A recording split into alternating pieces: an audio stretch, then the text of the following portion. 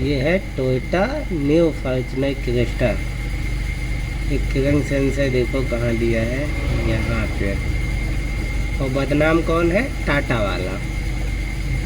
इसको खोलने के लिए पूरा गियर खोलना पड़ेगा हमको, और तुम कभी खोले हो तो बताइए भाई, ठीक है?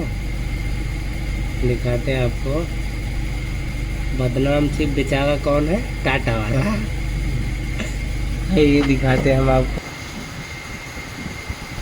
ये देखो इनोवा क्रिस्टा न्यू वाली। बताइए, इसका क्रैंक सेंसर खोलने के लिए इतना दिक्कत दिया है। इतना ऑटोमेटिक हो भी, सादा गियर रहे तो भाई चलो, सादा गियर तो खुल जाएगा, मगर ऑटोमेटिक भाई तो गांड फट जाएगा भाई साहब।